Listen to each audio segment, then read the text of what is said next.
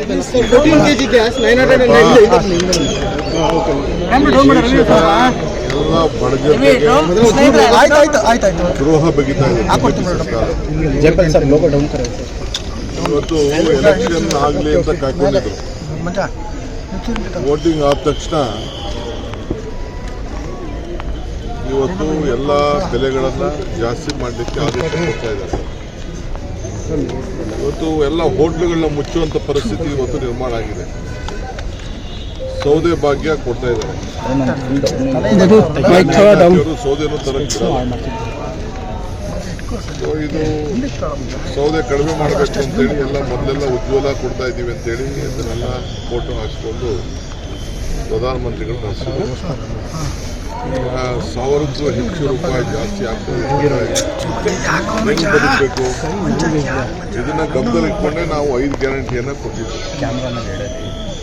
ಇವತ್ತು ಸುಮಾರು ನಮ್ಮ ರಾಜ್ಯದ ಸುಮಾರು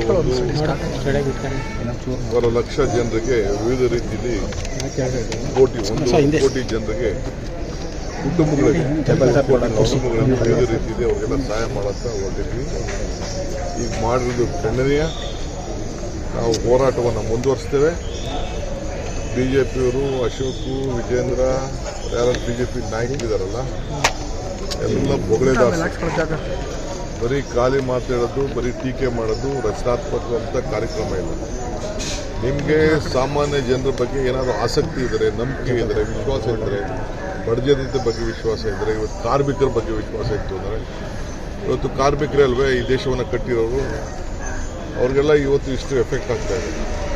ಇವತ್ತು ಕಾರ್ಮಿಕ ದಿನಾಚರಣೆ ಆಚರಣೆ ಮಾಡ್ತಾ ಇದ್ದೀವಿ. ಇವತ್ತು ನೀವೇ ಹೋರಾಟ ಪ್ರಾರಂಭ ಮಾಡಿ, ನೀವೇ ಧ್ವನಿ ಎತ್ತಿ, ಯಾಕೆ ಇವತ್ತಿಗೂ ಮಾತಾಡ್ತಾ ಇಲ್ಲ? ಬೇರೆ ಎಲ್ಲದಕ್ಕೂ ಮಾತಾಡ್ತೀರಾ, ಎಲ್ಲ ಟೀಕೆ ಮಾಡ್ತೀರಾ. ಹಂಗಾರೆ ಇದನ್ನ ಸಂಬಂಧಿಸ್ಕೊಳ್ತಾರೆ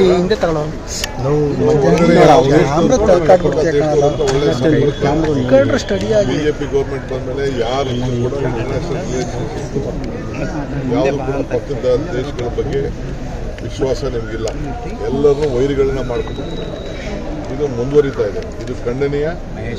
ಫಾರಿನ್ ರಿಲೇಷನ್ಶಿಪ್ಪು, ನಿಮ್ಮ ಟ್ರೇಡು ಎಲ್ಲ ಕೂಡ ಇವತ್ತು ಕೆಡ್ತಾ ಇದೆ. ಇದರಿಂದ ಇಂಥ ಅನ್ಯಾಯ ಆಗ್ತಾ ಇದೆ. ಇದು ನಾವು ಹೋರಾಟವನ್ನು gas price will affect the gas price will increase all common man. So all common man, hotels also, the price rise will go very high. They cheated the voters of this country. We knew that they are going to rise this. Since the polling was not been done, after the polling they have done, it is a great cheat, backstabbing the people of this country. It's very unfortunate this BJP government is backstabbing every voter. That is why we decided to help them. Guarantees, we are helping them. And our guarantee became all guarantee for everything, including the survival of the BJP.